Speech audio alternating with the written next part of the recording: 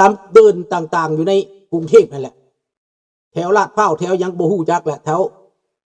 บางท้องหลางบ่หรือเป็นหยังนี่เขามีตื่นกระต้อนี่ในกล้องขัวรถไฟหรือซุ่มเข้ากลางเต้นแล้วก็เอาผ้าสแลมมากั้นแล้วก็เตะกระต้อกันกินเงินกันพนันเป็นหมื่นเป็นแสนบาท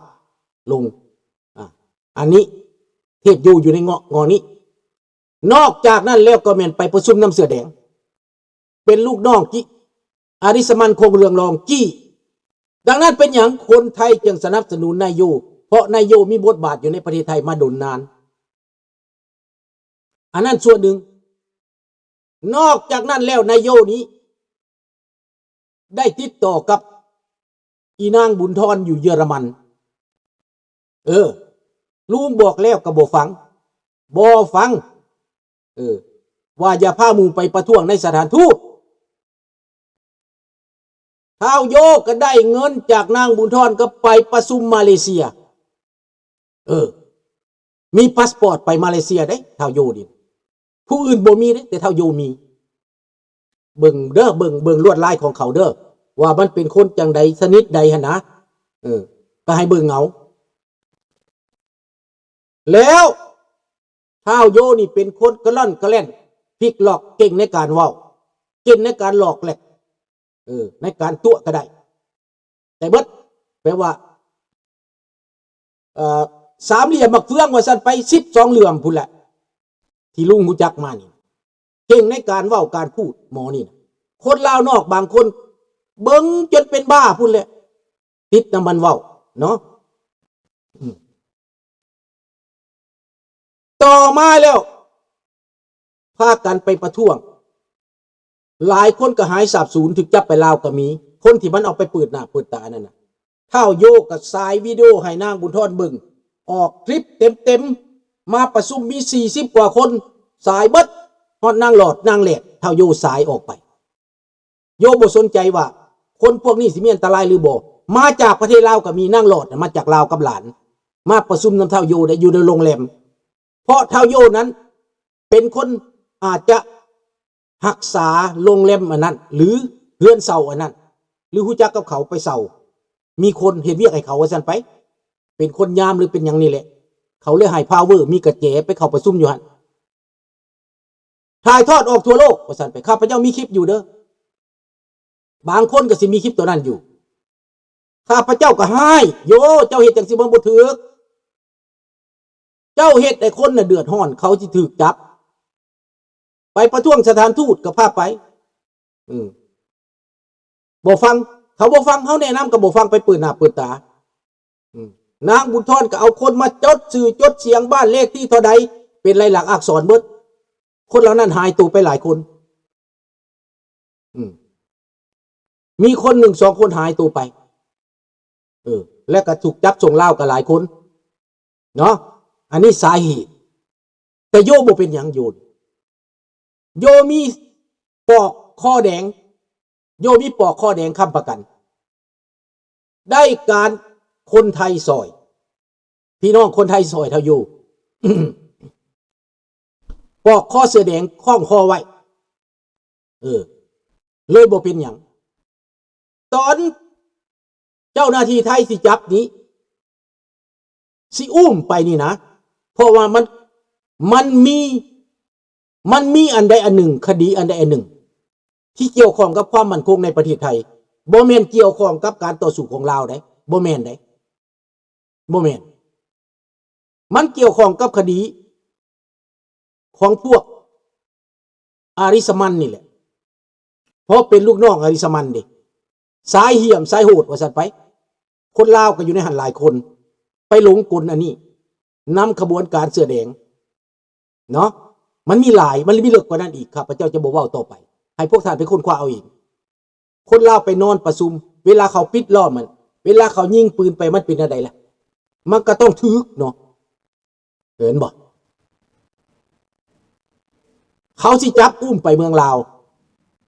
พวกเสื้อแดงนี่เลยต่อรองให้พวกสหประชาชาติส่งมาแคนาดา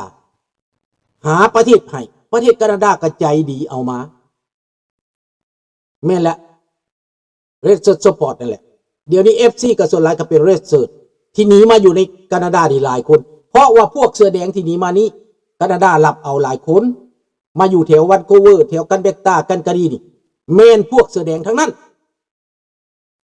มานี่อันนี้คือ FCU เนาะข้าพเจ้าก็บ่ได้ว่าอีหยังดอกแต่ว่าแทนที่โยจะเป็นคนลาวรู้สึกว่าตัวเองเป็นลาวโยบ่สามารถเข้ากับคนลาวอยู่แถวนั้นได้สามนำโยยังมาด่าคนลาวปุกปั่นในคนลาวผิดกันนี่แหละเรื่องของมัน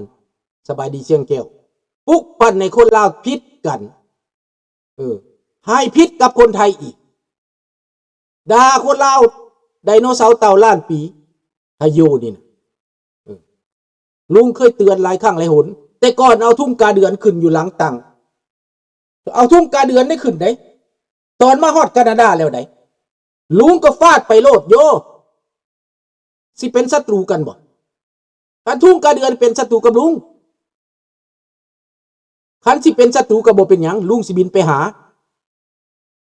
ลุงสิเอาคำฟ้องไปฟ้องสิยืนฟ้องหลังจากนั้นก็เห็นโยเอาลงต่อมาแล้วก็โทรมาหัวเฮ่ๆใช่ล่ะ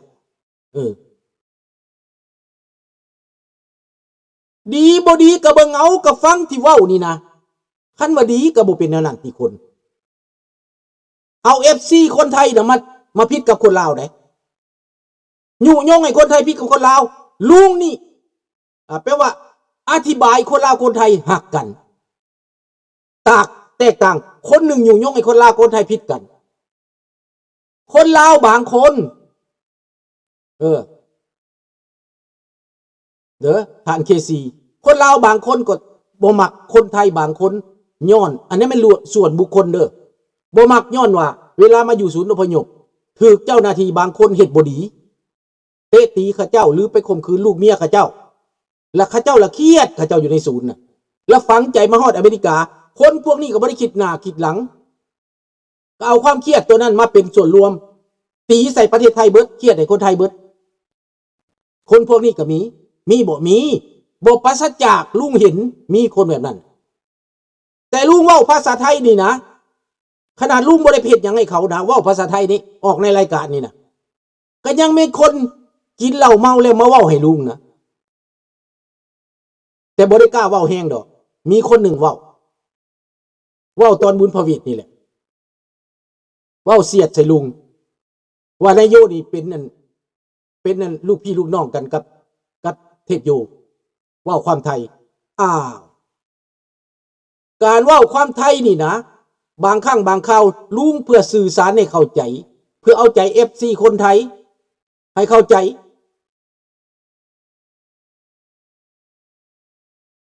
นั่นแหละอันการอธิบายนี่ก็เพื่อให้ความเข้าใจนั่นแหละเพื่อให้มีความระมัดระวังนั่นแหละเป็นหยังถ้านายโยหักชาติลาวหักคนลาวหักประชาธิปไตยเป็นหยังนายโยจึงปลุกปั่นให้คนไทยนี่สร้างคนลาวเป็นหยังจะยุยงให้คนลาวผิดกับคนไทย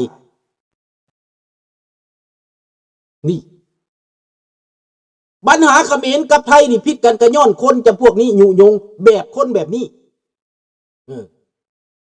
แต่ก่อนจตุพรก็เป็นเสื้อแดงตอนนี้จตุพรก็เป็นเสื้อเหลืองผิดกับเขมรแต่ก่อนไปลี้ภัยอยู่เขมรไปส้นเขมรเดี๋ยวนี้ผิดก็เขมรเห็นบ่เฮาเห็นคนสองหน้าแบบนี้เฮาเห็นมาแล้วนี่แหละว่าวไทยมันก็ผิดกฎหมายที่บอก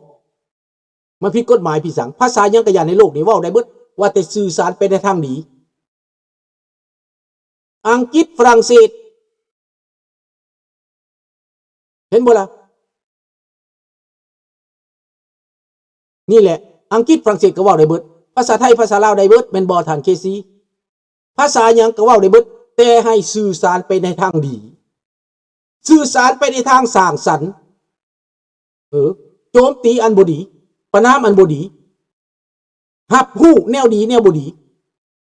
นี่แต่โยนั้นออกคลิปเอา FC คนไทยลุ่มคนลาวพยายามเหยียดไปให้คนไทยนั้นสร้างคนลาวเพื่อผลประโยชน์ตัวเองเพื่อได้ FC นี่แหละเรื่องของมัน นิสัยของสองคนนี้ก็ได้เว้ามาแล้วส่วนนางบีซี่นั่นดีหลายแต่ว่าก็มาเว้าเรื่องบ่มักคนลาวนอกอีกนางนี่ก็บ่เคยเห็นอพยพอีกได้นางบีซี่บ่เคยเห็นอพยพอีกได้อันนี้แหละพี่น้องสามคนนี้จึงมีปัญหาดังความเข้าใจเพราะว่าเขาบ่ได้เป็นอพยพแต่ยังดีบ่ว่าเราบ่มักรัฐบาลนางบีซี่ดีอยู่บนนี้แต่ว่าข้าพเจ้าก็ขอบเราไว้ในใจของข้าพเจ้าที่ออกข่าวสารนี้ฝากถึงนางบีซี่ให้ระมัดระวังเด้อคนลาวอพยพก็มีเกือบ2 ล้านไหน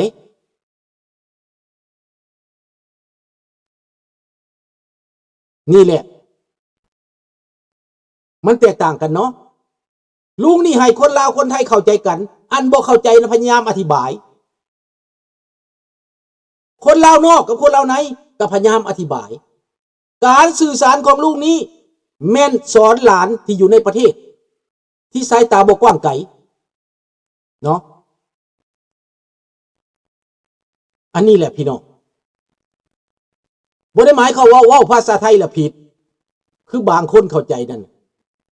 ตั้งใจสิมาด่าข้าพเจ้าเสียดสีข้าพเจ้าว่าข้าพเจ้าเว้าภาษาไทยบางครั้งข้าพเจ้าก็เว้าถ้าเว้าได้ก็เว้าอธิบายได้ก็อธิบายเพื่อให้คนไทยนั้นได้เข้าใจความเป็นจริงพอบางเทื่อก็บ่เข้าใจดิเฮาก็ต้องพยายามเว้าไปในทิศทางที่ดีได้บ่แม่นในทางสิเสียได้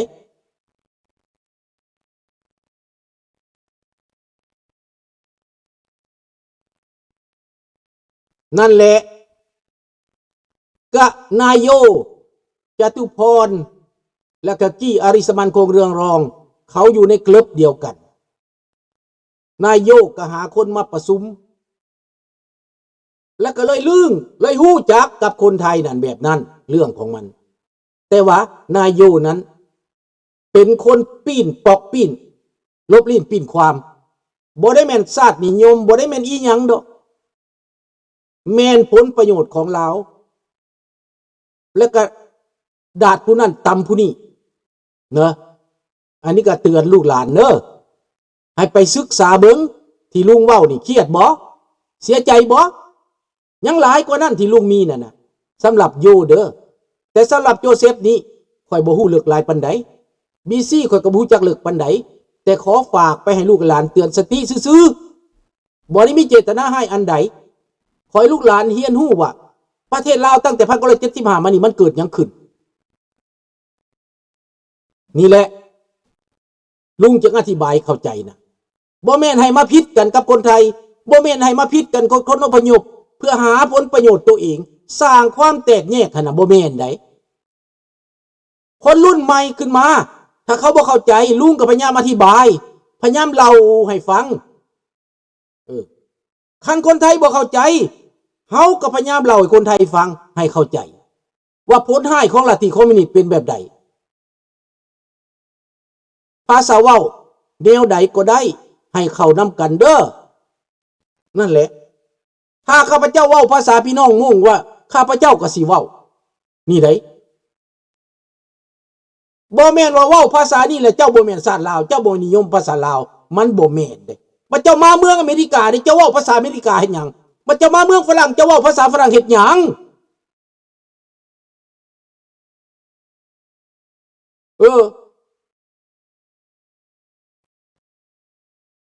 นั่นแหละเรื่องของมันน่ะดังนั้นขอเตือนท่าเทพโยเด้อเจ้าอย่าเสียมให้คนลาวคนไทยผิดกันเจ้าเฮ็ดคลิปออกมาน่ะคอยเบิ่งแล้วแม่นพยายามให้คนลาวกับคนไทยผิดกันสบายดีน้องขุนพล25รู้จักกันมาตั้งนานเนี่ยเป็นคนมีวัฒนศิลป์ได้น้องขุนพล25เขียนคำกรเขียนแต่งอีหยังก็ได้ดีเด้อขอบใจเด้อน้องขุนพลเด้อที่เขามาหาฟังดังนั้นแล้วเฮาพยายามเตือน3คนอันนี้เป็นคนที่ว่าเลือดใหม่ไฟแห้งฮู้จักเทคโนโลยีฮู้จัก YouTube ฮู้จัก Facebook ฮู้จักสื่อสารแต่การสื่อสารนั้นสื่อสารให้มันสร้างสรรค์สื่อสารให้มันเป็นสอนให้ฮู้จักศัตรูแม่นไผ